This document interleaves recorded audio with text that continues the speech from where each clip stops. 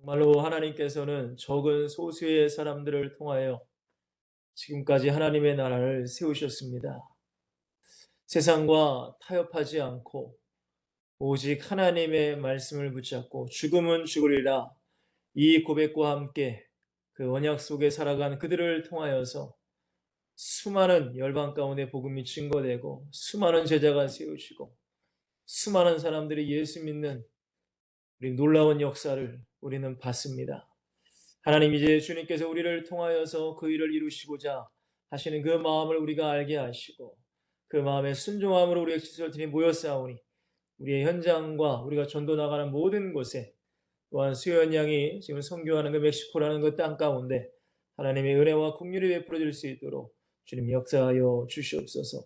감사합니다. 예수 그리스도의 이름으로 간절히 기도하옵나이다. 아멘. 예, 반갑습니다. 자, 오늘 제목을 바로 말씀드리겠습니다. 전도자가 깨어 있어야 할 절대적 이유입니다. 전도자가 깨어 있어야 할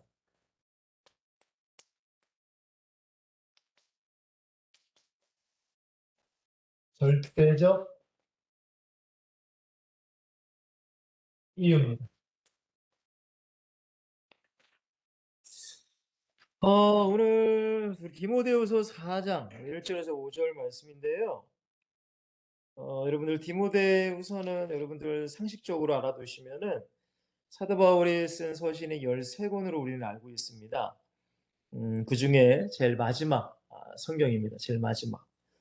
어떻게 보면은 유언과도 같은 사랑하는 제자.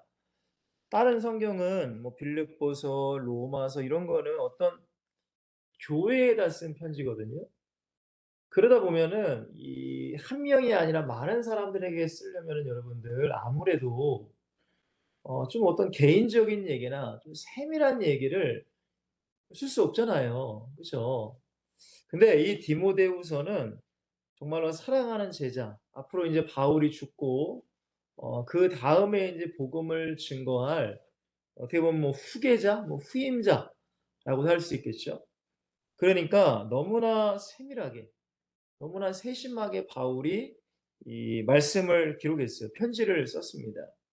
자, 그리고 그런데 디모데후서 4장은 특별히 그 디모데후서에서도 마지막 장이에요. 마지막 디모데에게 하시는 부탁, 바울이 하는 부탁입니다. 제가 읽어드릴게요. 하나님 앞과 살아있는 자와 죽은 자를 심판하실 그리스도 예수 앞에서 그가 나타나실 것과 그의 나라를 두고 엄히 명하노니 너는 말씀을 전파하라. 때를 어떤지 못 얻든지 항상 힘쓰라.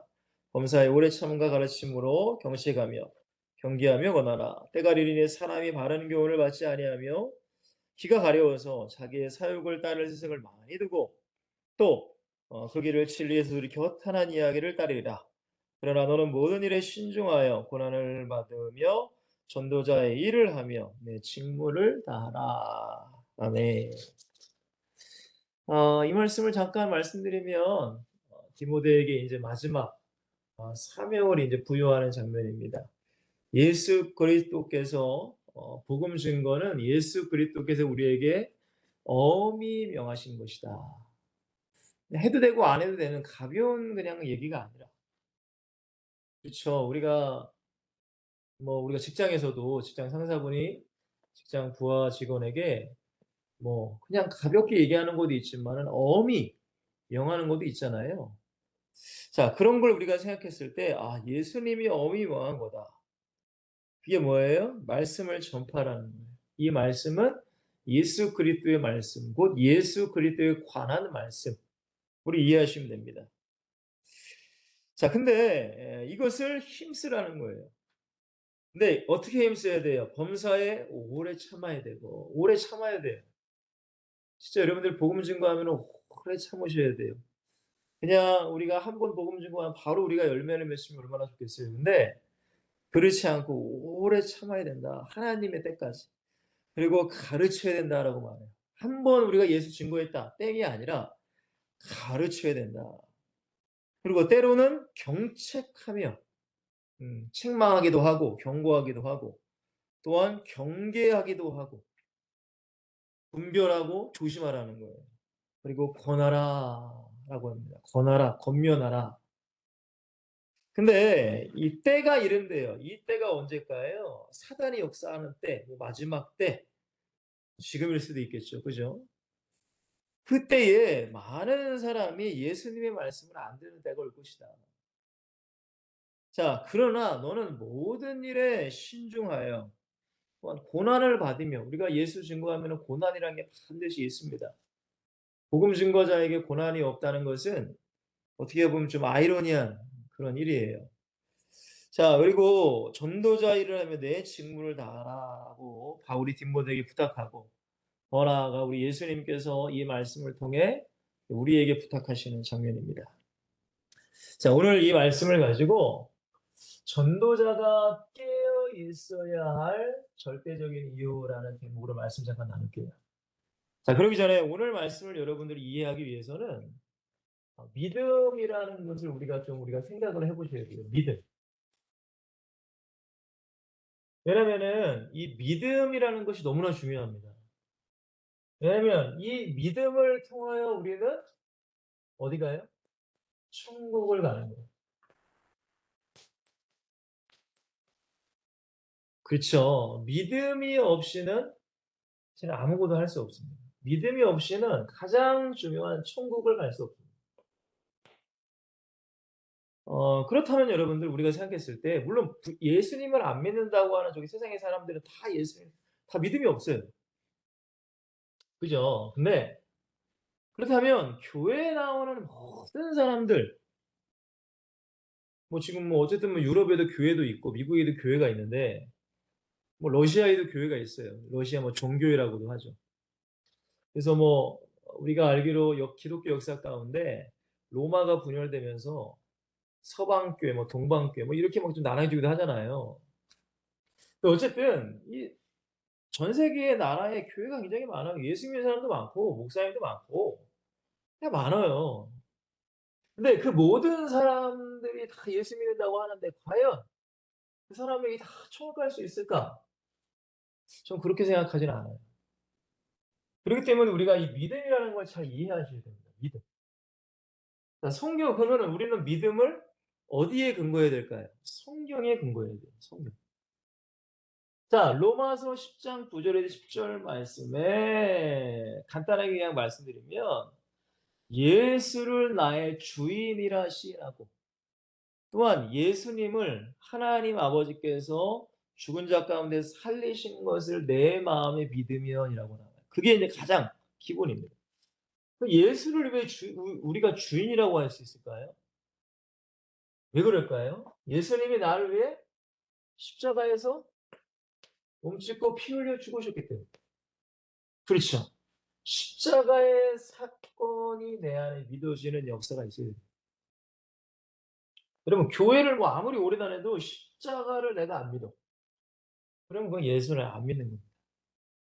교회 도장식으로 종교적으로 다니는 거고. 또한, 보니까 뭐라고 해요? 부활이에요, 부활. 예수님이 날 위해, 왜 날 위해? 그 죄 때문이죠, 죄 때문에. 난 죄인이니까. 철저한 죄인이니까. 날 위해 십자가에도 죽으시고, 또한 부활하신 것. 왜 예수님은 하나님이시니까. 죄가 없으신 하나님이시니까. 부활하신 것을 내 마음에 믿으면이라고 하죠. 구원을 얻으리라. 그리고 내 마음 믿고 입으로 시인하여 구원을 얻을 것이다. 맞죠? 자, 근데 이 십자가와 부활이 믿어지는 때, 이 때가 언제인가? 이게 우리를 생각해 봐야 돼요. 물론 영접 기도할 바로 그때에 성령이 역사해서 이것이 믿어질 수도 있습니다. 그쵸? 근데 안 믿어질 수도 있어요. 그러니까 이걸 우리는 잘 이해하셔야 돼요. 무조건 영접 기도한다고 다 예수 믿는 게 아니라는 거죠. 그러면 영접 기도했어요. 그러면 우리가 교회를 나온다고 해서 예수가 믿어지냐? 믿어질 수도 있지만 안 믿어질 수도 있습니다. 이걸 꼭 기억하셔야 됩니다, 여러분. 항상 우리 이걸 기억하셔야 돼요. 물론 정확한 때라는 것을 우리가 알 수는 물론 알 수 있는 사람도 있고 모르는 사람도 있어요. 근데 이제 구원파 같은 경우는 이 정확한 때를 알아야 된다. 라고 하지만 알 수도 있지만 모를 수도 있어요. 그러나 반드시 우리 안에 이 십자가와 부활이 믿어지는 그 때가 분명히 있다는 거예요. 그게 언제인지는 모르지만. 이것을 여러분들 뭐라고 하죠? 거듭남이라고 합니다. 거듭남. 거듭남이라고 해요. 거듭남. 그리고 신학적으로는 칭의. 그죠? 칭의라고 합니다. 의롭다 칭하심을 받았다. 이것을 구원이라고 합니다. 그렇죠, 여러분? 이게 믿음이잖아요, 믿음. 그쵸? 근데 여러분들, 성경은 물론 이것이 믿음이다, 구원을 받았다라고도 얘기하는데, 여기서 끝났다라고는 안 해요, 여러분. 이걸 성경을 잘 봐야 돼요, 그러니까.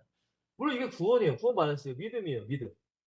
근데 여기서 끝이다라고 얘기하는 것이 아니라, 반드시 예수님을 믿는 사람은 어떻게 된다? 성경에 보니까 에베소서 4장 22절에서 24절에 보니까 너의 옛사람의 구습을 벗어버리고 날마다 심령을 새롭게 하여, 그죠? 그리스도의 새 사람을 입으라라고 말해요. 새 사람을 입으라. 이게 여러분들 쉽게 말씀드리면 우리의 믿음이 성장 성화되라 라는 거예요. 곧 이 성장 성화 가운데는 행함이라는 게 분명히 들어가겠죠. 그렇죠, 여러분들? 그러니까 믿음이 여러분들 단순히 로마서 10장 9절에 10절에 마음으로 믿고 입으로 시인해 구원받았다. 물론 맞아요. 틀린 게 아니에요, 여러분. 근데 야고보서 2장을 쫙 보면은 여러분 믿음이라는 게 여러분 행함이 없이는 믿음이 온전하지 않다라는 것은 반쪽짜리 믿음이라는 거예요. 그렇기 때문에 예수를 내가 진짜 믿는다면 여러분 예수 믿으면 우리 안에 누가 오세요? 성령이 내 안에 계세요. 그럼 이제부터는 성령이 내 생각과 내 마음을 간섭하시고 내 행동을 간섭하기 시작하세요. 여러분 다윗도 사울을 죽이려고 하는 다윗의 부하들이 죽이라고 하잖아요. 이거 기회입니다. 근데 다윗 죽이지는 않아요. 근데 옷자락을 뱉다고 해요. 옷자락을. 근데 옷자락을 베는 것 자체도 성령께서 찔렸다라고 말해요. 그러니까 여러분들 우리가 하나님의 뜻대로 살지 아니하면 곧 내가 다시 옛날의 습관, 옛날의 죄의 습성으로 돌아가면 반드시 성령은 찔리게 하세요. 그럼 둘 중에 하나가 돼야 돼요. 회개를 해야 된다. 회개를 해야 돼요. 회개. 회개를 해서 우리가 내 삶을 자꾸 결단을 해야 된단 말이에요. 그게 예수를 믿는 자의 모습입니다. 근데 여러분들 교회를 다니는데 예수님을 믿는다고 하는데 이런 것이 하나도 없어요. 그러면 그 사람에게 스스로 질문해야 돼요. 진짜 내가 예수 믿나? 제가 이번 주에도 예배를 드리는데 너무 속상해요. 이 청소년들을 보면 너무 속상해요. 진짜로. 뒤에서 애들이 두 명이 떠드는 거예요. 그러니까 한 명은 원래 교회 다녔고 한 명은 인제 친구를 데려온 거예요. 근데 두 명이 계속 떠들다가 갑자기 사라졌어. 요것들이 제가 어디 갔나 예배 중간에 제가 찾으러 다녔어요. 근데 저희 교회 지하 1 층에 탁구대가 있거든요, 탁구대. 근데 제가 2 층이랑 2 층이랑 1 층에 아무 데도 애들이 없는 거예요. 그래서 제가 이놈들이 이 탁구를 친다는 얘기를 얼핏 들은 것 같아요. 그래서 제가 지하 1 층으로 엘리베이터 타고 내려갔는데 지하 1 층에 불이 켜진 거야. 지하 1 층에 식당이 있거든요. 근데 원래 아무도 없어야 돼. 불이 꺼져 있어야 돼. 근데 불이 켜지면서 제가 엘리베이터 내리는데 뭔가 후다닥 소리가 나. 얘는 흔적이 없는 거예요. 근데 그 식당 주방 쪽으로 문이 활짝 열려 있어요. 제가 심증은 있지만 물증이 없어서 제가 아무 말도 안 하고 있어요. 근데 고놈들이 제가 인제 그래서 올라와 보니 고놈들이 있더라고. 근데 몇 분 있다가 갑자기 그 친구들 두 명이 엎어져. 여러분 잊지 마세요. 예배 시간에 물론 졸 수는 있어요. 너무 피곤하면 진짜 졸음 그죠? 근데 여러분 존다는 게 어떤 의미예요? 내가 하나님을 바라보고 하나님께 예배해야 한다는 의지는 있어. 그러나 내 육신이 너무 졸려. 그러니까 여러분들 졸리다가도 딱 깨야지 꽂어 있죠. 딱. 저도 졸아봐서 알아.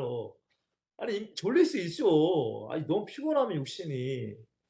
이렇게 졸다가도 근데 다시 한번 정신 차려 하다가 다해도 졸 수 있어요. 이거를 한 제 경험으로 한 5 번만 하면 아니 많이 하면 10 번만 하면 잠이 깨요. 이거는 여러분 내 의지가 내가 하나님께 예배드린다는 의지가 내 육신을 이기려고 하는 거예요. 그건 조는 거예요 여러분. 근데 이거는 그건 자는 거예요. 그리고 이거는 그건 자는 거예요. 무슨 말인지 이해되세요? 이거는 무슨 뜻인지 아세요?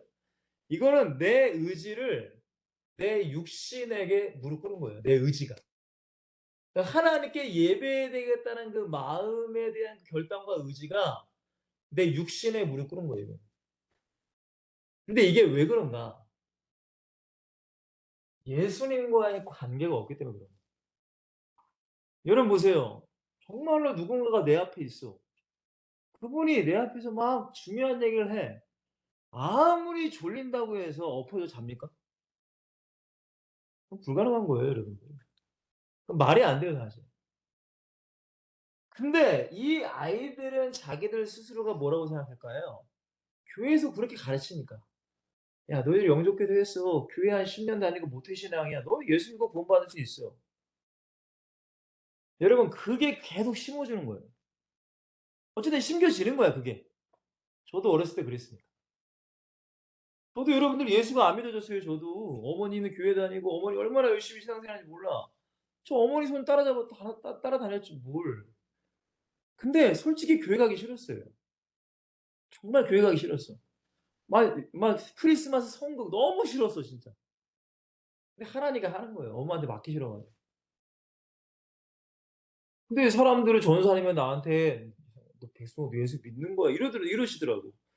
근데 난 예수 안 믿었거든요 솔직하게 얘기해서.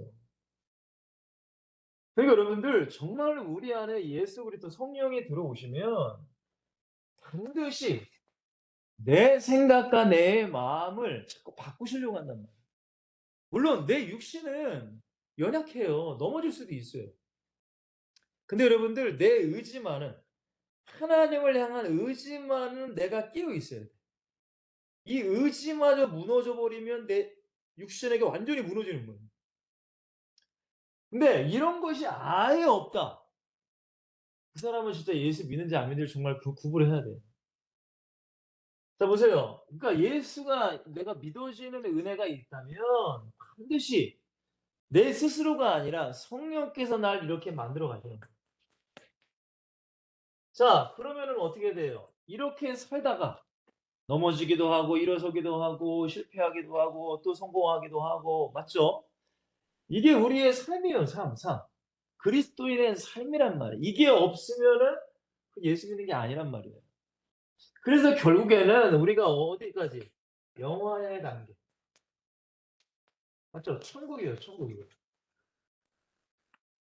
그래서 제가 저희 교회에서 우리 청소년들에도 얘기했지만 구약에서 가장 우리 하나님께서 이 과정을 심플하게 말씀하신 게 이스라엘 백성들이 출애굽했다는 것은 구원을 받았다는 거예요. 그죠? 그들 스스로 애굽을 나올 수가 없어요. 하나님의 은혜로 그쵸? 10 가지 재앙 중에 장자의 재앙 그 어린 양의 피를 통하여 이스라엘 백성들이 나옵니다. 지금 말하면 예수 그리스도의 피죠. 나왔습니다. 그러면 어디까지 가야 돼요? 가나안이에요, 가나안. 가나안의 영적인 의미는 천국이에요, 천국. 근데 출애굽에서 가나안 가기까지가 광야가 있었단 말이에요. 여러분 광야 여러분들에게 말씀드렸잖아요. 빠르면은 한 2 주, 3 주. 느릿느릿 왜냐면 애들이랑 뭐 노인들이 있으니까 느릿느릿 가도 한 달 40일 정도면 가. 근데 하나님은 이스라엘 백성들을 40일 정도면 갈 수 있는 거리를 40년이라는 시간 동안 뺑뺑이 돌려요. 왜일까요, 여러분들? 여러분 왜 그럴까요? 물론 예수 믿고 구원받아서 하나님의 은혜로 구원은 받았어. 근데 아직도 여러분들 세상의 것을 내려놓지 못하는 수많은 것들이 있어요. 그러니까 고기 먹고 싶다 원망하고, 그죠 여러분들? 뭐 맛있는 거 먹고 싶다 원망하고, 물 안 나온다. 나 다시금 돌아갈래. 돌아간다는 게 뭐예요? 나 예수 안 믿는다랑 똑같은 거예요. 끊임없이 원망하고 불평합니다. 아니 홍해가 갈라지는 걸 봤고, 하늘에서 메추라기와 만나가 떨어지는 걸 봤고, 여러분 날마다 불기둥과 구름기둥이 위에 있는 걸 보고 있는데도 불구하고 하나님을 온전히 안 믿는 거예요. 여러분 지금도 마찬가지예요. 교회를 다님에도 불구하고 온전하게 하나님을 안 믿어. 이런 사람들이 얼마나 많아요. 그러니까 40년간을 뺑뺑이 시키는 거예요. 근데 너무나 안타까운 것은 여기서 죽는 사람이 엄청나게 많았어요. 하나님을 대적하고 모세를 대적하고. 그래서 결국 여러분들 이 출애굽할 때 장정만 60만이 나왔다고 성경은 얘기해요. 60만 명. 근데 결국에는 가나안 땅에 장정 60만이 나왔지만 그 60만이 나온 사람 중에 단 2명 여호수아와 갈렙만 들어가요. 여러분 기가 막힌 일입니다. 어떻게 보면. 여러분 이거를 통해서 구원받는 그 길, 예수님께서도 말씀하셨어요. 좁은 문 좁은 길이다. 분명히 말씀하셨어요. 그러면 여러분들 이런 성경을 통해서 우리는 깨달아야 돼요. 야, 믿음의 문은 굉장히 좁은 거구나. 더 쉽게 말하면 천국의 문은 누구에게나 열려 있어요. 맞죠, 여러분들? 그러나 아무나 들어갈 수 없는 곳이 천국이라는 거예요. 근데 어떤 교회의 교리적인 것, 그죠, 여러분들? 그런 것을 통해서 교회만 앉아 있으면은 천국 갈 수 있다라고 얘기한 때가 정말 많단 말이에요. 그러나 그렇지 않아요. 절대 그렇지 않아요. 우리 엑시설틴 여러분들은 왜 전도자라는 것이, 여러분 전도자는 나의 영혼도 여러분 지켜야 되지만 다른 영혼에게 전도도 하고 그 영혼을 양육까지 해야 돼요. 그래서 제자로, 하나님이 원하시는 제자로 만들어 가셔야 된단 말이에요. 근데 이런 것을 아무것도 모르고 그냥 내가 전도지 돌리고, 전도지 받은 사람, 또 내가 전도지 돌려서 영접한 사람, 야 이미 끝났어라고 생각하시면 안 된다는 거예요. 여러분 저희도 구원이 끝난 게 아니에요, 여러분들. 꼭 이걸 항상 우리가, 그랬기 때문에 예수님께서 제자들에게 깨어 있으라고 하신 말씀이 있는 이유가 있어요. 아니 생각해 보세요, 여러분들. 나 이미 구원받았어. 진짜 이미 그러잖아요. 어떤 교단에서는 한 번 구원은 영원하다. 이거 굉장히 조심해야 될 거예요. 물론 이게 이렇게 생각하셔야 돼요. 한 번 구원은 영원.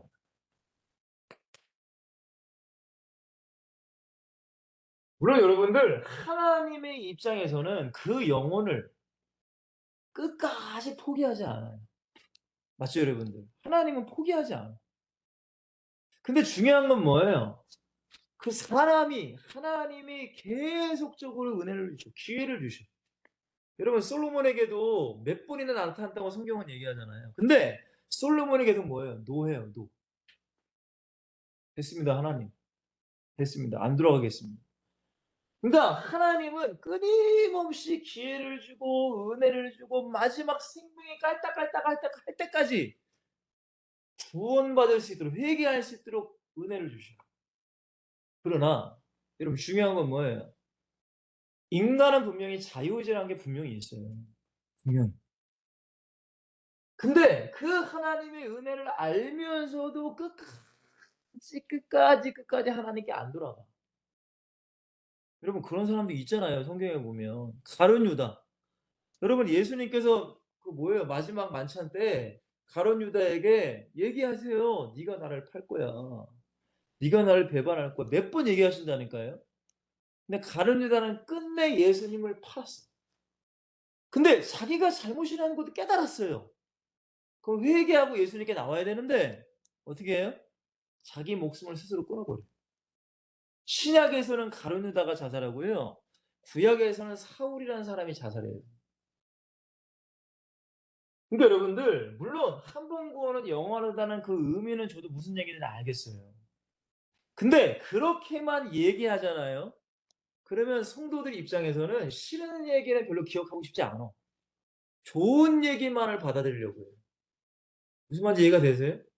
그러니까 하나님은 당신을 사랑하시기 때문에 끝까지 당신을 포기하지 않아요. 당신을 끝까지 구원하실 것입니다. 라고 얘기를만 하면 나는 뭘 해도 난 구원받으라고 생각해. 무슨 말인지 이해되세요? 근데 분명한 거는 우리에게 자유의지라는 게 있단 말이에요. 여러분 모든 인간이 하나님의 은혜를 다 받으면 좋겠죠. 다. 그러나 모든 인간이 그렇지는 않아요. 모든 인간. 반드시 이 하나님의 은혜를 내팽개치는 사람들 수없이도 많아요. 단순히 여러분들 교회 다닌다고 예수 한번 영접했다고 넌 한 번 구원이니까 영원한 구원이야. 그렇게 얘기하면 여러분 죄송하지만 그것을 사탄은 그것을 악용해서 사람을 이 뭐예요? 이 구원이란 잘못된 오해로 날 취하게 만든단 말이에요. 그러니까 뭘 해도 구원받았어. 예배도 안 드리고 주일 성수도 안 하고 내 맘대로 살아도 그냥 난 구원받았어 그냥.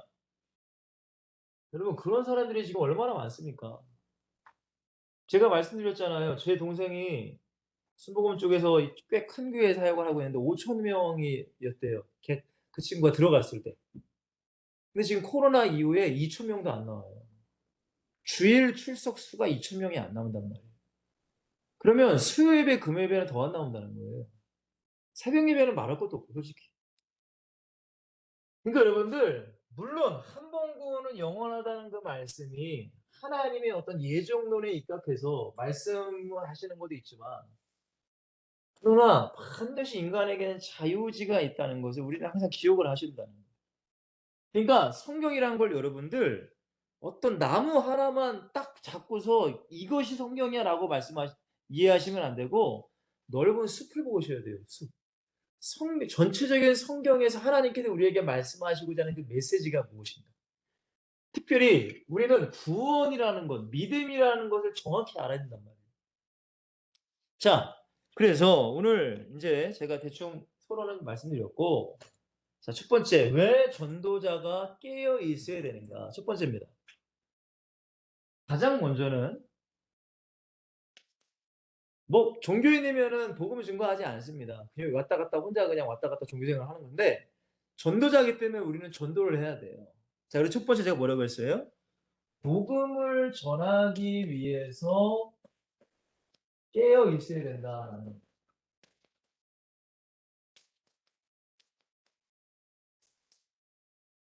자, 우리 고린도전서 2장을 한번 좀 보시면 자, 고린도전서 2장 말씀입니다. 자, 바울이 고린도 교회에 이제 전하는 건데요. 자, 2장 1절에서 5절 말씀을 여러분들 시간이 되신다면 묵상을 꼭 한번 해보세요. 자, 바울이 이렇게 얘기해요. 형제들아, 고린도 교회 성도들에게죠. 내가 너희에게 나아가 바울이 고린도 지역에서 이제 복음을 증거할 때 가장 먼저는 사도행전에 보면은 브리스길라와 아굴라를 통해서 고린도 교회가 세워지는데 하나님의 증거를 전할 때 하나님의 증거는 예수 그리스도시죠. 근데 말과 지혜의 아름다운 것으로 아니하였나. 그러니까 바울의 그냥 말, 지혜의 아름다운 말이라는 것은 뭐 어떤 미사어구를 통틀어서 사람이 할 수 있는 지식적이고 무슨 뭐 그런 얘기, 이런 말. 왜냐하면 여러분들 바울은 최고의 학문을 공부했던 사람이기 때문에 굉장히 똑똑한 사람이에요. 지금 말하면 하버드, 뭐 서울대, 어휘력이 다르겠죠, 여러분. 그죠? 책을 읽은 사람과 책을 읽지 않은 사람, 공부를 많이 한 사람과 공부를 많이 안 한 사람은 어휘력 자체가 다르잖아요. 그죠, 여러분들? 그래서 이제 목사님들도 보면은 그래도 뭐 공부를 좀 하신 분들의 설교를 들어보면 굉장히 어휘 하나하나가 굉장히 뭐라고 해야 되나? '와 이런 단어를 사용하시네.'라고 저도 이렇게 설교를 들을 때 '와 이런 단어까지 사용하시네.' 이렇게 제가 사역했던 목사님이 있었어요. 근데 바울이 말하는 건 뭔지 아세요? 쉽게 말하면 복음을 증거할 때에 사람이 듣기 좋은 말, 어떤 지혜롭고 지식이 가득 차 있고 뭔가 배웠다, 이 사람 배웠다, 학문적이다. 그러한 말로 아니하였나니. 자, 2절입니다. 2절. 내가 너희 중에서 예수 그리스도와 그가 십자가에 못 박히신 것 외에는 아무것도 알지 아니하기로 작정하였다. 그러니까 바울이 공부했던 어떤 철학, 어떤 무슨 뭐 율법, 어떤 뭐 유대교, 어떤 세상의 수많은 종교, 어떤 이런 미사고와 모든 지식과 모든 것으로 복음을 증거한 게 아니라 바울은 그거 다 내려놓고 오직 예수 그리스도, 오직 십자가만을 붙잡겠다라고 얘기하는 거지. 자, 그리고 나서 이제 3절 보세요. 3절. 자, 3절 중요한 내용을 합니다. 말을 합니다. 자, 내가 너희 가운데 거할 때에 고린도 교회 성도들과 함께 했을 때가 있었나 보죠. 근데 바울이 뭐라고 한지 아세요? 약하고 두려워하고 힘이 떨어노라라고 바울이 얘기해요. 자, 여러분 질문 한번 드리면 여러분 바울이 약해진다. 바울이 언제 약해졌을까요? 바울이 두려워해요. 막 두려워. 그리고 힘이 떨어 막. 여러분 상상을 해보세요. 바울이 전도자로 살아가는데 약하고 두려워가지고 막 힘이 떨어요. 여러분 그게 언제였을 것 같으세요? 뭐 유대인들이 죽이려고 했을 때? 유대인들이 막 40명 모여가지고 내가 바울을 죽이자 우리 먹지도 않고 자지도 않고 이런 사람이 있잖아요. 바울 살인 특공대 뭐 이런 사람들. 그 사람들이 막 자기를 죽일 때 막 이렇게 힘이 두려워 떨었을까요? 어떻게 생각하세요, 여러분들? 바울 정도의 믿음이에요. 그러면 이방인들이 막 거기 어디죠? 어디 사도행전 13장인가 14장을 보시면 바울이 어느 성을 들어가는데 돌에 맞아가지고 거의 반 죽다시피 해서 성 밖에 버려지거든요. 그러면 돌에 맞아 죽을까 봐 막 두려워 떨었을까요? 아니면 배를 타고 가다가 막 빠져 죽을까 봐. 그러면 언제 왜 심히 두렵고 떨었냐 이거죠. 여러분 이걸 우리는 생각해 보셔야 돼요. 제가 그래서 약하고 두려움과 떨었다. 여러분들은 언제 두려워하세요? 언제 뭔가를 떨어요? 추울 때는 물론 떨죠. 덜덜 떨죠. 근데 내 마음 가운데 어떤 미래에 대한 두려움, 어떤 현재에 대한 어떤 두려움, 그게 다 여러분 뭐예요? 어떻게 보면 육신적인 거란 말이에요. 육신적. 보통 사람들은 육신적인 어려움과 문제가 닥쳐오면 떨어.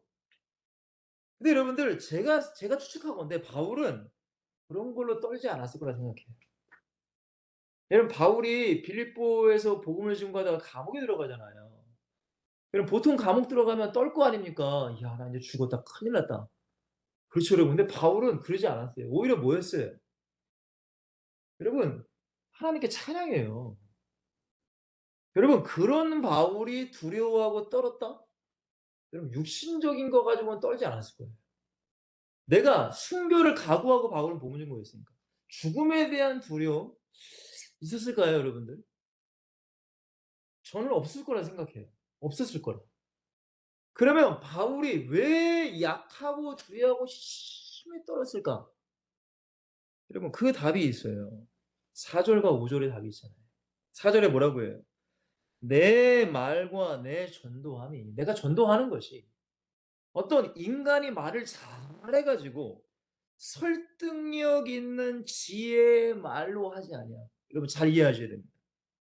다만 성령의 나타나심과 능력이 필요합니다. 너희 믿음이 사람의 지혜에 있지 아니하고 사람의 어떤 지식, 잘 가르치는 어떤 뭐 강의 같은 거 잘 이해하고 잘 들은 그런 게 아니라 믿음이 여러분들 그런 걸로 해서 믿음을 판단할 수 없단 말이에요. 오직 하나님의 능력, 성령이 나타나셔야 그들에게 성령이 역사하셔야 돼야만 구원의 역사가 일어난다는 걸 바울은 너무나 잘 알았다는 거예요. 뭔 말인지 이해되시죠, 여러분들? 그러니까 왜 전도자가 깨어 있어야 됩니까? 복음을 증거해야 돼. 근데 바울이 복음 증거할 때에 어떤 설득력 있는, 여러분 말 잘하는 사람 있잖아요. 교회에도 말 진짜 잘하는 사람. 조리 있게 막. 그죠? 그리고 말싸움하면 막 이기는 사람. 여러분 그렇게 해서 누군가에게 복음을 증거하고 누군가에게 막 가르쳐. 물론 그것도 좋죠. 근데 바울은 그렇게 하면 안 된다고 바울은 알았던 거예요. 근데 어떻게 알았어요? 심히 두려워하고 떨었다는 거예요. 왜? 그렇게 하면 그 사람 구원 못 받는 거예요. 왜? 성령이 역사하지 않으면 그냥 어떤 지식적인 동의, 어떤 지식적으로 교회에 나올 수는 있어요. 어떤 지식적으로 성경의 내용을 알 수 있어요. 근데 우리가 전도하는, 저는 이제 목사니까 설교하는 그 현장 가운데 여러분 성령이 역사하시지 않으면, 여러분도 예수님을 어떻게 믿었어요? 여러분 공부해서 믿으셨나요? 여러분 무슨 뭐 성경책 많이 읽어서 믿으셨어요? 뭐 교회 오래 다니고 예배 많이 드려서 뭐요 믿어지셨나요? 물론 그런 게 선행 과정은 필요합니다. 그러나 결국에는 성령의 역사에서 믿은 거잖아요. 그렇잖아요, 여러분들. 아니 성경 백독했다고 믿어지나요? 그렇지 않아요, 여러분들. 그러니까 바울은 이것을 철저하게 알았다는 거예요. 그래서 어떻게 해요? 두려워하고 떨었대. 여러분 제가 지금도 물론 기도 생활을 하고 있지만 제가 처음 주의종으로서 인제 신학교를 갈 때 제가 하나님께 기도한 게 뭐냐면 "하나님." 저는 제가 좀 늦게 갔거든요. 물론 뭐 아주 늦은 건 아니었어요. 20대 좀 후반 때 제가 신학교를 갔으니까.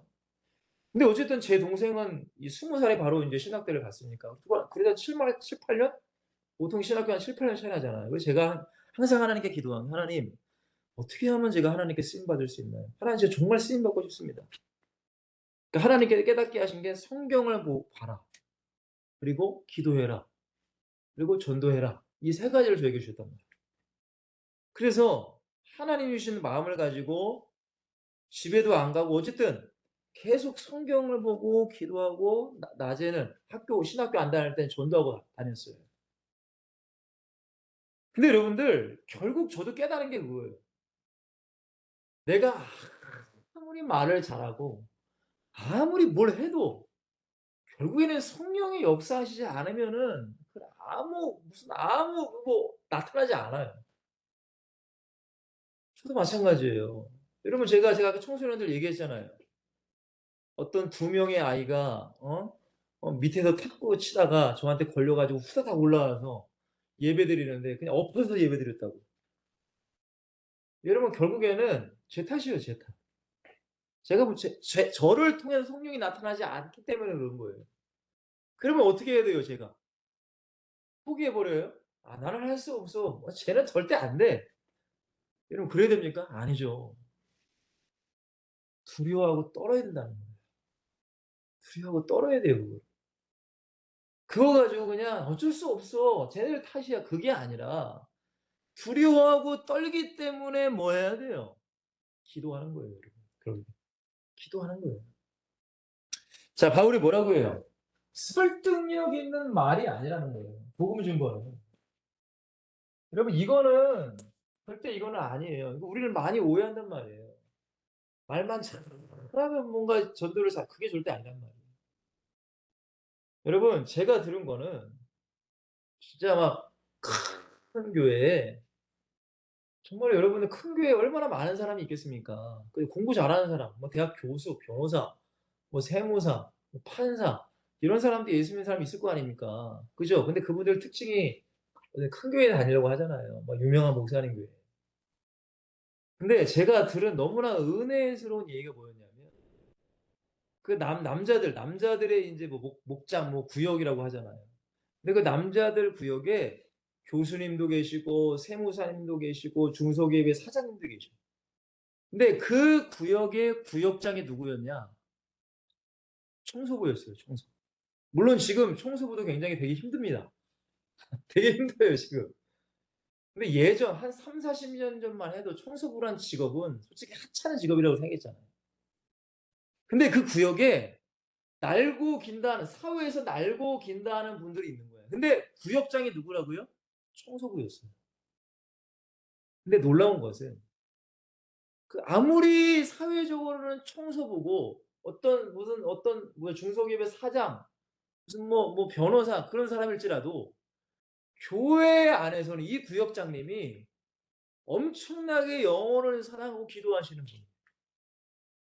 그러니까 세상에는 사장이고 세상에는 무슨 세무사고 무슨 높은 사람일지라도 그 청소부 그 구역장님에게 순종하더라 이거예요. 여러분 그게 왜 그래요? 그게 영권이라는 거예요. 그게. 영권이라는 거예요. 영적인 능력이라는 거예요. 여러분 그것이 우리 전도자에게 필요해요. 그러니까 이런 게 아니라 바울이 왜 두려워하고 떨었을까? 왜 끼어 있으려고 오므려졌을까? 결국에는 성령의 나타남. 성령이 역사하셔야 돼요. 곧 하나님의 능력으로 전도하기 위해 깨어 있어야 된다. 그렇지 아니하면 우리는 속고 있는 거예요, 여러분. 아, 난 전도하고 있구나. 근데 결국 마귀에게 속고 있는 거예요. 그건. 꼭 이걸 여러분 기억하셔야 돼요. 왜? 전도자기 때문에 말씀드리는 거예요. 일반 분들에게 이런 얘기 못 해요. 이해할 수도 없기 때문에. 자, 그렇기 때문에 2장 2절에 뭐라고 해요, 바울이? 오직 예수 그리스도와 십자가의 복음. 십자가의 복음만이 가지고 있겠다라고 얘기합니다. 왜? 성령이 역사하고 하나님의 능력이 나타나기 위해서는 다른 게 아니에요. 예수 그리스도의 십자가의 복음이 내 안에 충만히 있어요. 그러기 위해서 내가 기도해야 되는 거예요. 이게 기도해야 돼요. 왜? 우리 인간이에요. 솔직하게 여러분들 성령 충만하다. 그게 뭘까요, 여러분들? 성령 충만해. 결국에는 성령이 내 생각과 내 마음과 내 육신을 완전히 사로잡는 거예요. 바울이 사도행전 20장 22절, 23절, 24절 제가 몇 번 말씀드렸잖아요. 성령에 매여서 죽으러 가는 그 예루살렘과 로마로 간다고 바울은 얘기해요. 성령에 매였다. 그죠, 여러분? 이게 율법이 아니에요, 여러분들. 율법에 매인 게 아니라 성령 충만한 성령이 나를 사로잡는 거예요. 나를 완전히 붙잡는 거예요. 내 생각과 내 마음과 내 행동과 나를 붙잡고.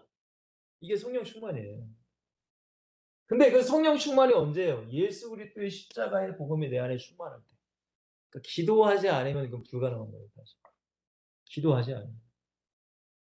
그러니까 여러분들 전도하기 전에 반드시 기도하고 나가셔야 돼요. 기도. 물론 모여서도 기도해야 되지만은 일주일 전부터 최소한 일주일 전부터 그 현장을 위해서 계속 기도해야 돼요. 내가 성령 충만하기 위해서. 그 현장의 악한 흑암을 결박하기 위해서 계속 기도. 여러분 왜 끼어 있어야 된다고요? 복음 전해야 되니까. 바울은 어떻게 했다고요? 두려워 떨었대. 두려워 떨었다는 거예요. 왜? 헛수고하면 안 되잖아요. 실컷 전도했는데 헛수고하면 안 되잖아요. 자, 두 번째. 전도자가 깨어 있어야 될 절대적 이유 두 번째입니다. 교회와 성도들을 이게 너무 중요합니다. 자, 성경을 어디 보시냐면 고린도후서 자, 11장 우리 2절에서 4절 말씀이에요. 고린도후서 11장 2절에서 4절 말씀. 제가 읽어 드릴게요. 자, 내가 하나님의 열심으로 너희를 위하여 열심을 낸다. 여러분, 바울은 그냥 여러분 다 예수 믿었으니까 그냥 내가 편하게 살래 절대 그러지 않았어요. 어떻게 보면 바울이라는 사람은 휴일이 있었겠어요, 바울이? 휴가가 있었겠어요, 솔직히 바울이? 그런 거 없었단 말이에요. 열심을 냈다라고 얘기합니다. 근데 왜 열심을 낼까요? 영혼 구원을 위해서 열심을 냈겠죠. 자, 근데 뭐라고 해요? 내가 너희를 고린도 교회 성도들 너희를 정결한 처녀로 정결한 처녀가 어떤 의미일까요? 아니 예수 믿으면 되지 뭐가 정결한 처녀가 뭐가 필요해? 그러니까 잘 이해하셔야 되는 거예요, 여러분. 그냥 나 예수 믿어 교회 다녀 그게 끝이 아니에요, 절대. 성경을 절대 그것만 얘기하지 않아요. 자, 왜 바울이 고린도 성도들을 정결한 처녀, 신부로 한 남편인 그리스도께 드리려고 중매한다. 바울은 중간이고 예수님과 성도들을 이어줄 다리 역할을 지금 바울이 한다는 거예요. 전도자는 바로 그런 사람이에요. 그죠, 여러분들? 근데 뭐라고 얘기해요? 그러는 안 하는 3절입니다. 3절. 3절 중요해요. 뱀이 그 관계로, 창세기 3장에 뱀 나오잖아요. 관계로, 간교한 계략으로 하와를 미혹한 것 같이 너희 마음이 그리스도를 향하는 진실함과 깨끗함에서 떠나. 예수 안 믿는 거예요. 부패할까 바울이 뭐 한대요? 두려워한다라고. 자, 여러분 질문 드릴게요.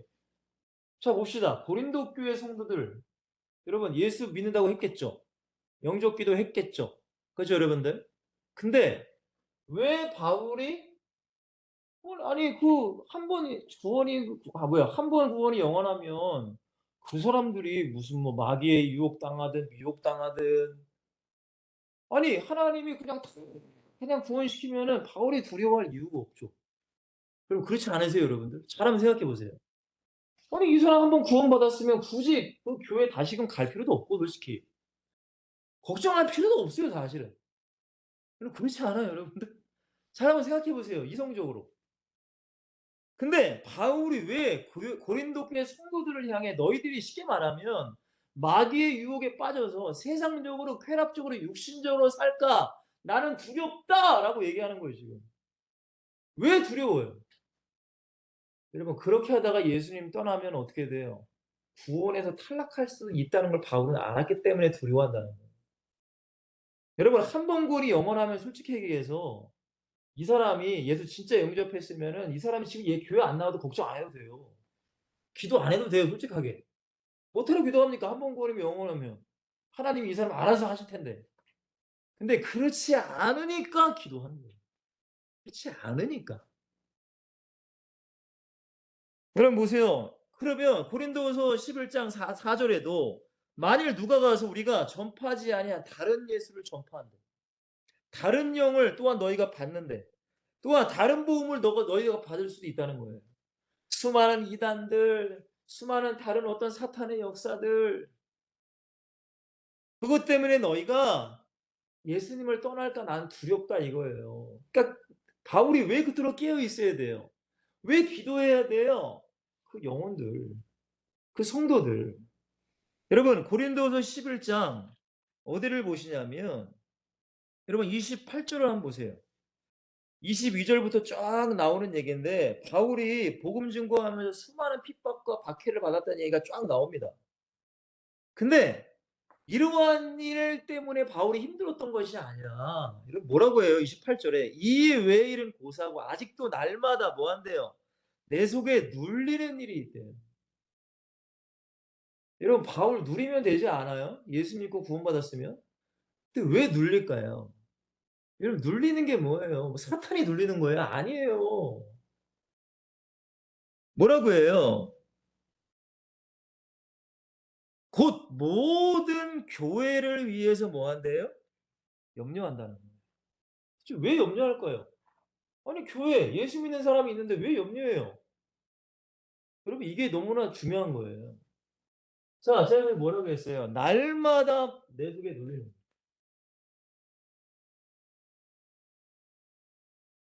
여러분 뭐 때문에 눌려요? 바울은 돈 때문에 눌리지 않았어요. 바울은 박해받을까 눌리지 않았어요. 교회가 타락할까 봐. 교회 성도들이 하나님을 떠날까 봐 염려했단 말이에요.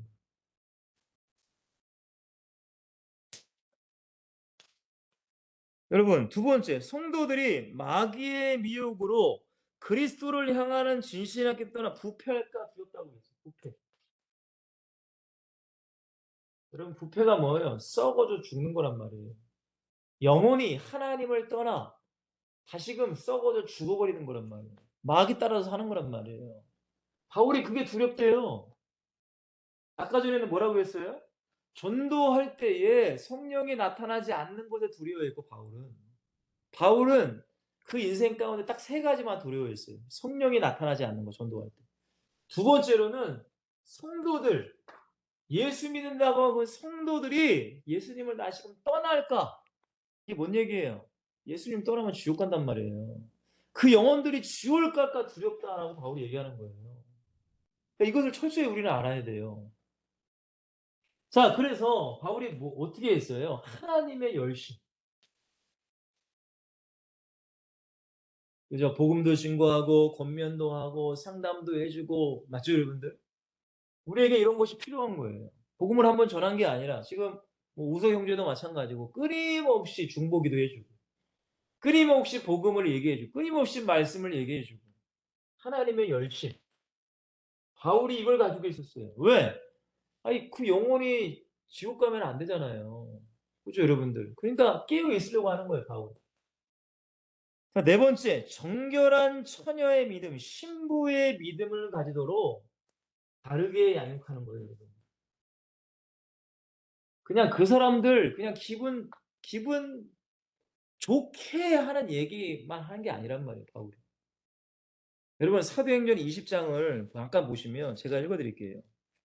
사도행전 20 장에 에베소 교회 성도들을 마지막으로 만나서 장로들을 마지막으로 만나서 바울이 잠깐 얘기하는 내용에 바울이 이런 얘기를 해요.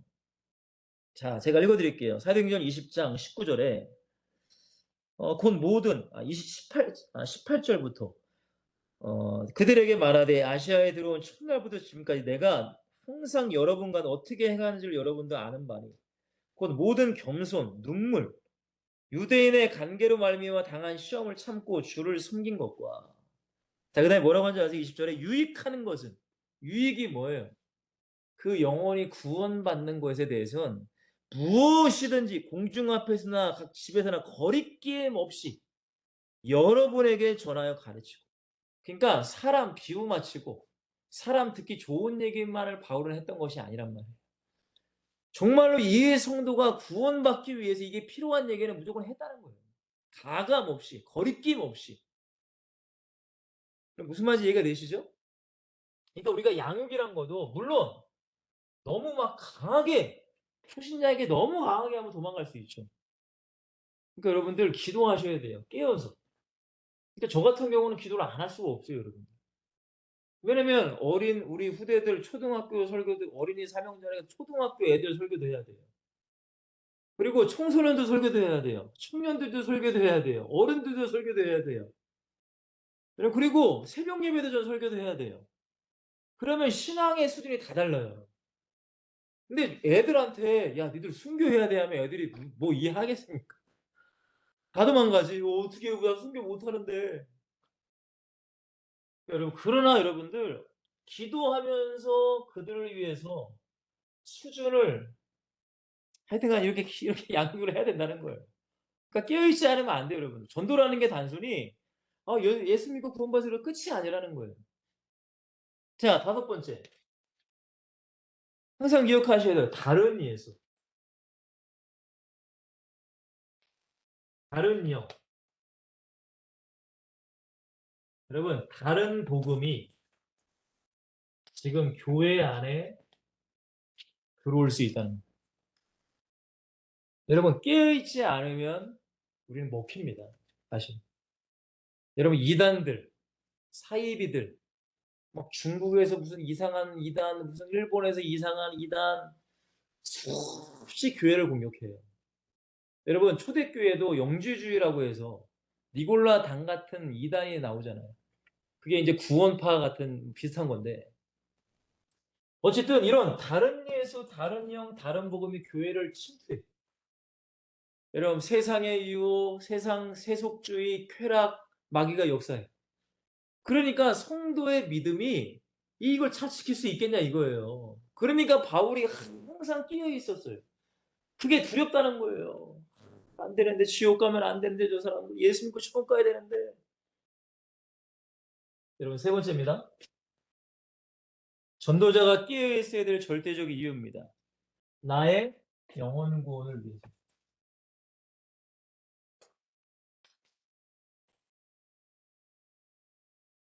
여러분 제가 지난주에 말씀드렸습니다. 구원의 확신 너무 중요합니다. 흔들리시면 안 돼요. 근데 그 구원의 확신이 나만의 착각이 되면 안 돼요. 그러니까 성경을 기준으로 나는 진짜로 구원받았는가? 그리고 하나님과의 관계 속에서 구원받은 자의 관계가 돼야 돼요. 여러분 저는 그렇게 생각해요. 구원받았다는 것은 하나님과 관계를 맺고 있다라고 생각해요. 그죠? 더 쉽게 말씀드리면 예수님이 좋아야 돼요. 진짜 내가 구원받았으면 예수님이 좋아야 돼. 여러분 그렇지 않습니까? 예수님과 구원은 예수님의 십자가를 내가 믿어. 여러분 그 십자가 앞에 내가 어찌 감사 안 할 수가 있어요. 여러분 제가 중학교에 처음 제가 십자가의 은혜를 딱 깨닫는 순간 저는 엎어져 버렸어요 그냥. 엉엉 울었어요 2-3 시간 동안. 왜? 아니 나같이 더러운 놈을 나같이 나쁜 놈을 악한 놈을 위해서 십자가에 죽으셨다? 하나님이 이 땅에 오셔서? 그럼 그게 어떻게 이것을 어떻게 말로 형용할 수 있겠어요. 여러분 진짜 예수님이 믿어져요. 내가 구원받았어요. 예수님이 좋아야 돼요. 아니 예수님을 사랑해야 돼요. 근데 나도 모르게 예수님보다 다른 것이 좋아지고 다른 것이 사랑해지니까 내가 너무 속상해. 너무 속상해. 예수님께 너무 죄송해. 볼 면목이 없어. 그게 우리의 솔직한 고백이 돼야 돼요. 여러분 이게 중요한 거예요. 난 하나님의 자녀야. 물론 떳떳하죠. 하나님의 자녀니까. 그러나 여러분 솔직하게 성경을 통해 성령님이 나에게 깨닫게 하시는 그 성경의 겨울을 통해 나를 보면 여러분 얼마나 우리가 더럽습니까? 얼마나 죄인이에요. 여러분 근데 하나님은 그래도 나 지금 사랑한대. 성곤아 그래도 나 사랑해. 제가 여러분 그러니까 여러분들 내가 구원받았다는 증거는 예수님이 좋아야 된다고요. 그리고 예수님이 좋으면 예배가 좋아야 되잖아요. 안 그래요, 여러분들? 아니 예수님이 좋은데 왜 예배가 싫죠? 그 말도 안 되는 거예요. 여러분 예배가 싫다는 것은 역으로 보면은 예수님이 싫다는 거고 예수님이 싫다는 것은 아예 관심이 없다는 거죠. 예수님이 안 믿는다는 거예요, 솔직하게 말씀드리면. 근데 그렇게 교회에서 말할 수 없으니까 이렇게 얘기하고 이렇게 얘기하고 이렇게 얘기하는 바 여러분들은 정확히 아시라는 거예요. 자 보세요. 바울이 뭐라고 고백해요? 우리가 지난주에 말씀을 나눴죠. 내가 내 몸을 쳐 복종하는 것은 내가 남에게 전파한 후에 도리어 내가 버림받을까 두렵다라고 얘기해요. 여러분 중요한 겁니다. 남에게 전파했어요. 전도했어요, 전도. 전도 실컷 바울이 했어. 근데 바울도 버림받을까 두렵대. 여러분 왜 두려워해요? 아니 여러분들 버림받는 게 바울이 무슨 뭐 이 땅에서 뭐 무슨 돈 많이 버는 축복 그게 두려운 게 아니에요, 여러분들. 바울이 두려운 건 딱 하나야. 지옥밖에 없단 말이에요. 그렇지 않아요, 여러분들? 아니 예수 진짜 믿는다. 이 세상에 두려운 게 뭐가 있겠습니까? 사람이 제일 두려워하는 게 죽음인데 예수를 진짜 믿어지면 죽음도 초월할 수 있단 말이에요. 죽음이 두렵지가 않아. 왜? 죽음이 예수님 만나는데?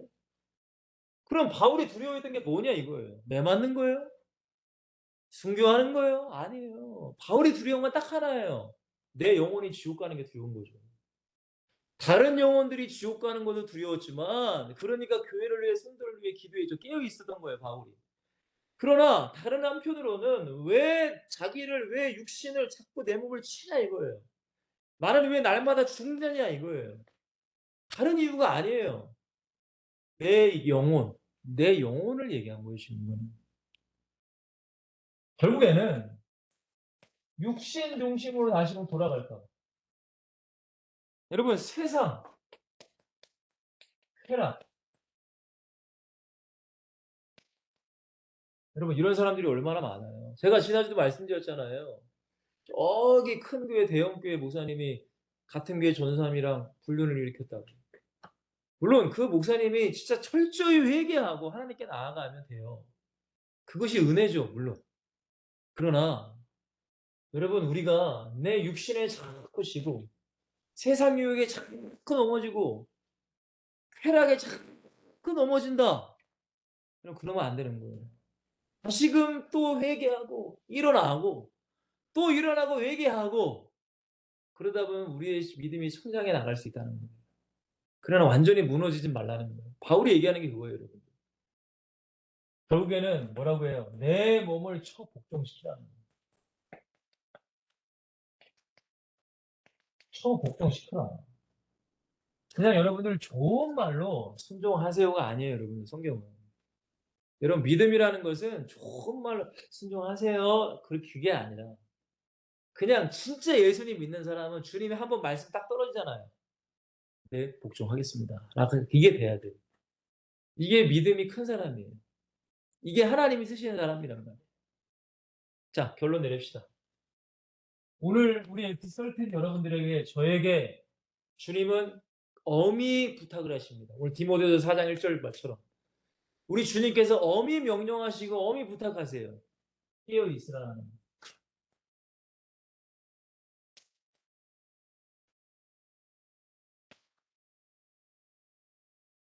그러면 제가 저희 사모랑 연애할 때 제가 항상 기도했던 게 뭐냐면 제가 사모한테도 얘기했어요. 나의 1순위는 예수님이다. 나의 1순위 예수님. 물론 데이트도 해야 돼요. 데이트 해야 되죠. 돈도 써야 돼. 그러나 제가 하나님께 기도한 건 뭐냐면 제 사모한테도 얘기했어요. 만약에 너랑 데이트를 한다. 예전에는 지금 거의 20년 전이나? 그렇지. 20년 전이네요. 거의 대략 20년 전이네. 제가 24살에 처음 연애를 시작했으니까. 그때 데이트 비용이 대략 한 3만 원? 3만 원, 3만 원. 대략. 지금은 얼마인지 모르겠어요. 지금 얼마 쓸지 모르겠어요. 지금이면 뭐 엄청 많이 쓰겠지. 저희의 데이트 코스를 잠깐 말씀드리면 일단은 돈이 없는 신학생이었기 때문에 일단은 영화는 무조건 조조를 봐야 돼요. 무조건 일찍 만나야 돼. 새벽 예배 끝나고 잠도 좀 못 자고 무조건 일찍 나와야 돼. 조조를 봐야 돼요, 조조. 지금 조조 한 9시, 10시인가요? 그때도 대략 그랬어요. 9시, 근데 저는 어쨌든 비밀 연애를 했기 때문에 이 고양시 일대에서는 만날 수가 없어요. 저기 멀리 김포공항이나 저기 멀리 신촌, 아니 명동. 그러니까 데이트가 연중 행사에서 사실은 저희 솔직히 데이트가 요즘 거의 못 봤어요. 물론 겨울에 교회에서는 보지. 교회 같은 CC였으니까 처치 커플이었어요, 저. 처치 커플. 근데 어쨌든 간에 이 조조를 보려면은 그때가 무슨 뭐 할인 카드 다 쓰면은 한 4,000원인가 봤을 거예요. 4,000원, 4,000 지금 한 만 원인가? 4,000원 정도 봤어요. 4,000원. 그럼 두 명이면 8,000원이잖아요. 그러면 한 2만 원에서 15,000원 정도면은 뭐 우리가 무슨 태클을 그렇게 쓰니까 뭐 하겠습니까? 분식 먹지 그냥 떡볶이 뭐 김밥 끼케봤자 뭐 삼겹살 뭐 돈가스 정도. 그러면 3만 원이면 충분했어. 그래서 제가 사모한테 뭐라고 한지 아세요? 만약에 너랑 나랑 데이트를 이번 주에 3만 원 한다. 그럼 하나님께 예물은 3만 원 이상을 드려야 돼. 그게 저 생명사 제 사모와 데이트할 때 저의 철칙이었어요. 왜? 하나님이 최고 우선순위. 하나님이 최고 우선순위였어요. 만나는 것도 마찬가지예요. 제 기도 시간을 빼고서 만난 적이 없어요. 항상 저는 기도 시간이 있었어요. 항상. 예배는 당연한 것이고 제 기도 시간과 제가 영적으로 하나님과 교제를 나누는 것 외에 그런 것도 다 계산했어요, 저는. 어떻게 보면 다른 사람이 볼 때는 굉장히 율법적이라고 할 수 있지만 저는 율법적이 아니라 주님을 사랑하기 때문에. 어쨌든 주님이 저 1순위가 되길 원했어요. 왜냐하면 이게 여러분들 나도 모르게 그 사람이 1순위가 돼버리거든. 그걸 항상 저는 경계했어요. 제가 자녀를 낳았을 때도 그랬어요. 뭐 많은 얘기를 드릴 뭐다 얘기는 못하고 어쨌든 여러분들 예수님이 나의 1순위 되는 거 그게 깨어있는 거예요. 깨어있는 게 그거예요, 여러분들.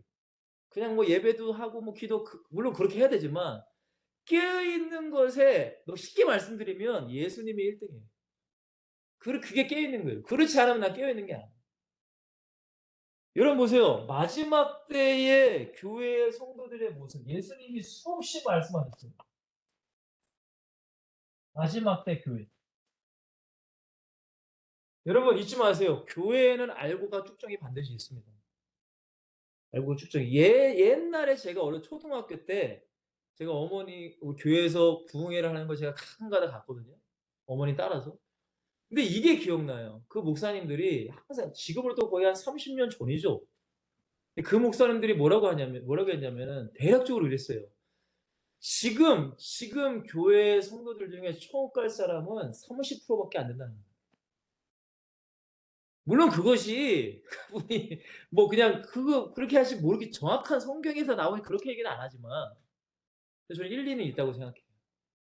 왜냐하면은 보세요 여러분들 성경에 보면은 알곡과 쭉정이 반반씩 나눠요. 그리고 열 처녀에 비유해서 지혜로운 처녀, 미련한 처녀 5대 5 예요. 여러분 5달란트 2달란트 천국 가요. 1달란트 지옥 가요. 6대 3 이라고 할까요? 양과 염소 5대 5란 말이에요. 근데 지금 30 년이 지난 지금의 교회 안에는 30%도 사실은 많이 가는 거예요. 죄송하지만. 그러니까 여러분들 이 마지막 때의 교회와 성도들의 신앙의 모습은 다 무너집니다 사실. 다 무너져요. 아니 주일 성수 하나도 여러분들 하는 사람이 제가 8년 전에 국동방송을 들으면서 1000명 중에 퍼센테이지가 25% 였다니까요. 25%. 7-8년 전에 25% 만이 52주 주일 성수를 한다고 그렇게 조사를 했어요, 국동방송이. 제가 그거 듣고 충격 먹었다니까요. 교회 차 운전하면서. 저는 교회 다니면 예수님 믿으면 다 주일 성수는 무조건 하는 줄 알았어요. 제가 바보였는지 모르지만. 근데 나와 보니까 안 하더라고요. 여러분 잊지 마세요. 주일 성수는 구약의 안식일 율법적으로 지키는 게 아니에요. 저는 그렇게 지키라는 게 아니에요. 정말 아까 제가 그랬잖아요. 예수님 믿어줘? 그럼 예수님 좋아해야 돼요. 어떤 것보다 예수님이 좋아야 돼. 그게 1 순위야. 근데 주일 성수는 뭐예요? 예수님이 십자가에 나를 위해 죽으시고 부활하신 나를 기념해서 우리 주일을 지키는 거예요. 근데 주일에 놀러 가. 여러분 그거는 있을 수가 없는 얘기예요. 여러분 성경에 그런 사람들이 믿음이 좋다고 한 성경이 어디 있습니까? 근데 지금은 어쩐 줄 아세요? '그럴 수도 있지.'라고 다 생각을 해요. '그럴 수도 있지.' 여러분 1 년의 마지막 연말이 되면 교회에서 상을 주잖아요. 52주 주일 출석상이 여러분 교회에서 몇 프로 받을 것 같아요? 여러분 지금 솔직히 20% 10%도 안 돼요. 지금 현실이 그래요 여러분들.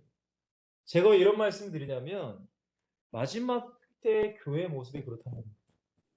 지금 코로나 이후 지금 제가 7-8년 전에 25% 라고 했는데 코로나 이후는 지금 어떻게 됐을까요? 10%도 아마 많을 거예요 10%. 여러분 제가 왜 이런 말씀드리냐면 이거는 비관적으로 보는 게 아니라 현실이 이렇다는 거예요 현실이. 그렇기 때문에 우리만이라도 깨어 있어야 된다는 거예요. 깨어 있지 않으면 우리도 무너져 버리면 다 무너져요 여러분. 하나님은 저기 불신자들을 바라보는 게 아니에요. 종교인을 바라보는 것이 아니라 진짜 오직 예수 그리스도 예수님이 삶의 1 순위가 된 사람의 그 믿음을 보고 가정을 회복시키시고 교회를 회복시키시고 나라 민족을 회복시키는 거예요. 그러니까 여러분 한 명 한 명이 중요해요. 제대로 우리가 성경을 이해하고 제대로 내가 제자로서의 훈련이 되고 양육이 돼야 돼요. 나의 믿음이 그렇게 성장해야 돼요. 그렇지 않으면 우리도 언젠가는 이런 사람들처럼 무너진단 말이에요. 100% 무너져요. 저도 깨어있지 않으면 타락할 수 있어요. 성적으로 타락할 수 있고 물질로 타락할 수 있고 명예로 타락할 수 있어요. 저도 그래요. 왜? 나도 육신의 인간이기 때문에. 저도 남자이기 때문에. 저도 돈 좋아하기 때문에. 그러니까 날마다 기도하고 깨어 있으려고 하는 거예요. 왜? 나를 너무 잘 알아요. 나를 너무 하루라도 기도를 쉬지 않으면 나를 너무 잘 알아. 그게 우리 인간이란 말이에요. 여러분 잊지 마세요. 왜 깨어 있어야 돼요? 마지막 때에는 그리스도인들을 향한 오해. 오해예요, 오해. 여러분 제가 이렇게 설교하면은 저보고 굉장히 율법적이라고 할 수도 있습니다. 근데 저는 절대 율법적으로 말하는 게 아니에요.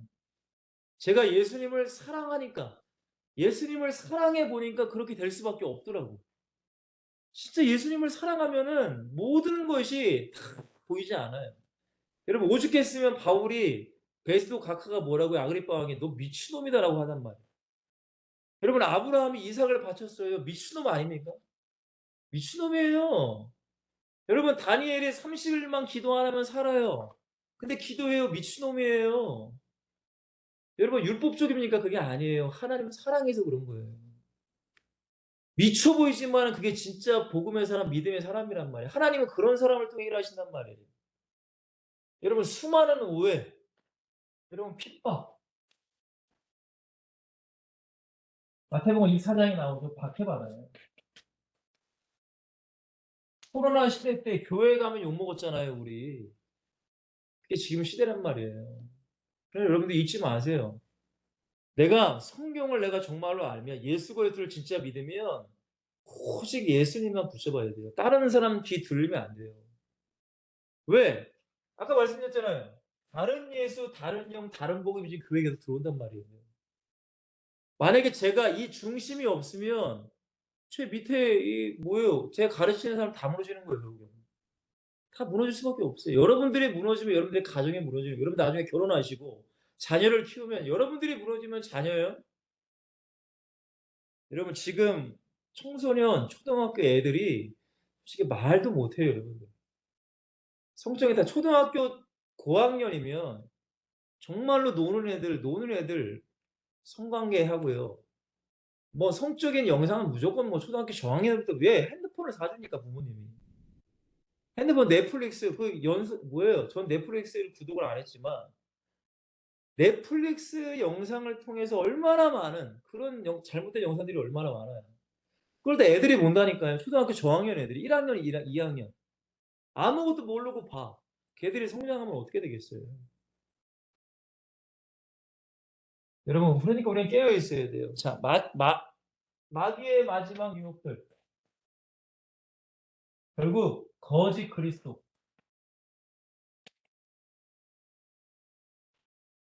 거짓 선지자들 이 분명히 나온다는 거예요. 여러분 예레미야서를 꼭 봐보시면은 예레미야는 하나님의 말씀을 선포해요. 뭘 선포하는데 너희들 회개 안 하면 망한다는 거예요. 그게 하나님의 뜻이고 말씀이에요. 근데 거짓 선지자들은 뭐라고 해요? 야 하나님은 사랑의 하나님인데 용서의 하나님인데 어떻게 망하게 하시겠냐? 괜찮아 괜찮아 괜찮아라고 얘기해요. 꼭 예레미야서를 꼭 한번 보세요. 근데 결국 거짓 선지자는 다 망해버린단 말이에요. 그 거짓 선지자들의 말을 듣고 이스라엘 백성들이 회개 안 해요. 그러니까 바벨론의 포로로 끌려간단 말이에요. 여러분 잊지 마세요. 성경에서 말하는 건 죄는 무조건 회개해야 돼요. 물론 하나님은 죄인은 사랑하십니다. 근데 죄는 미워하세요. 죄의 삭은 반드시 사망이 있어야 돼요. 그러니까 예수님이 십자가에 죽으신 거예요. 그 은혜로 죄인인 우리가 용서를 구하고 회개를 하면 용서받는 거지. 내가 죄가 있는 상태에서 나의 모든 걸 받아달라고 할 수는 없다면 죄를 회개해야 돼요. 그러니까. 근데 거짓 선지자는 뭐라고 하는지 아세요? 괜찮아, 괜찮아. 회개 안 해도 돼. 하나님은 긍휼하심인데 하나님은 은혜 하나님이신데 하나님이 너를 위해 십자가에 죽었는데 하나님이 그거 이해하지 못하겠어? 여러분 속지 말라는 거예요. 절대 죄인은 사랑하는 거지 죄를 사랑하지는 않는 거잖아요. 동성애자를 하나님은 사랑하시는 거지 동성애 자체를 사랑하는 건 아니란 말이에요. 그거를 교회가 분별하지 아니하면 교회가 세속화가 돼버리는 거예요. 타협하게 돼버리고. 속지 마세요, 여러분들. 결론입니다. 베드로전서 4장 7절 말씀입니다. 베드로는 예수님을 부인했던 사람이죠. 얼마나 베드로가 깨어 있으려고 몸부림쳤을까요? 왜? 베드로는 예수님을 부인한 그걸 알아요. 그 느낌, 그 감정, 그 죄송함 안단 말이에요. 이 베드로가 4장 7절에 뭐라고 해요? 제가 읽어드릴게요. 만물의 마지막이 가까웠으니 그러므로 너희는 정신을 차리고 정신 차리라는 거예요. 정신. 내 생각과 마음이 다른 것에 뺏기지 않도록 정신 차려라. 그리고 뭐 하래요? 근신하여. 근신. 근신도 똑같은 거예요. 근신도 나를 지금 추스리라는 거예요. 나의 마음. 그리고 뭐 하래요? 기도하라라고 합니다. 여러분 오늘 말씀은 좀 어려울 수 있습니다. 어떻게 보면 이해를 못할 수도 있어요.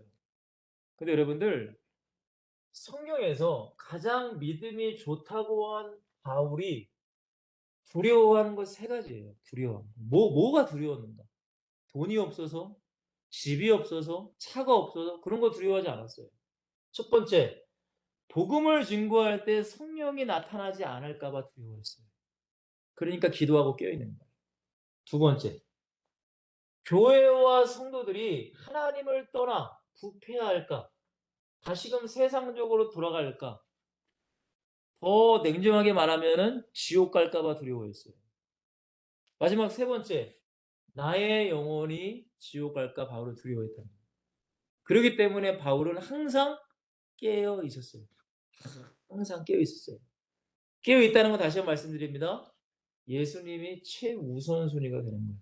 여러분의 삶 가운데. 여러분의 아내, 여러분의 남자친구, 여러분들의 여자친구, 여러분들의 부모님, 여러분들의 자녀 최우선순위가 되면 안 돼요. 절대. 예수님은 그런 사람들에게 나를 따라올 수 없다고 냉정하게 말씀하셨습니다. 여러분 이것이 이해가 안 되면은 기도하시길 바라요. 제가 전한 이 복음, 이 말씀이 여러분들에게 이해가 되게끔 그리고 내가 이런 사람의 믿음이 될 수 있도록 기도하세요. 저도 날마다 기도해요. 이거죠. 오늘 말씀의 제목 마지막 말씀드리고 마칠게요. 전도자가 깨어있어야 할 절대적인 이유. 바로 이것입니다. 승리하시길 바랍니다. 기도할게요. 사랑과 은혜가 많으신 하나님 감사합니다. 우리가 무엇이간데 하나님이신 예수님께서 하늘 영광을 버리시고 이 땅에 오셔서 십자가에 움찍고 피 흘려 죽으심으로 우리에게 구원의 길을 여시고 성령께서는 그 사건이 우리에게 믿어지게 하시고 지금도 우리에게 날마다 생각과 마음과 내 육신을 철저히 복종시킬 수 있도록 인도하여 주시면 너무나 감사합니다. 하나님은 우리를 구원하시는 것 끝나신 것이 아니라 전도자로 부르셨습니다. 나의 영혼, 다른 영혼들, 또한 정확히 믿지 않는 불신자들을 향해 항상 우리는 깨어있게 하시고 항상 기도하게 하시고 항상 우리가 성경 중심의 믿음을 가지고 내 현장 가운데 살아갈 수 있도록 축복하여 주시옵소서.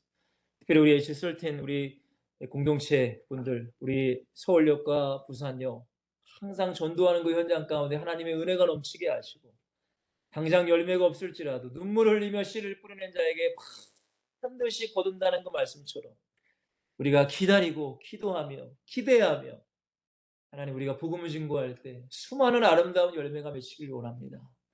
또한 저들이 섬기는 교회의 목사님 항상 성령 충만하셔서 건강할 수 있도록 또한 그들에게 맡겨진 영혼들, 성도님들 항상 교회를 세워나가며 이 마지막 때에 복음적인 교회로서 축복받는 교회와 성도님들과 우리 제자들과 우리 ek스는 모두가 될 수 있도록 축복하여 주시옵소서.